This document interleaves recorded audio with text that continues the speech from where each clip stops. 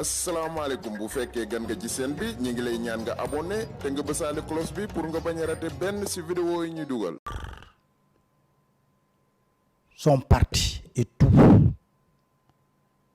ñu delloo ko partem parce que xam nañ ne liñ def jaaduwul gàccale ci Sénégal sax ñu on a dissous un parti.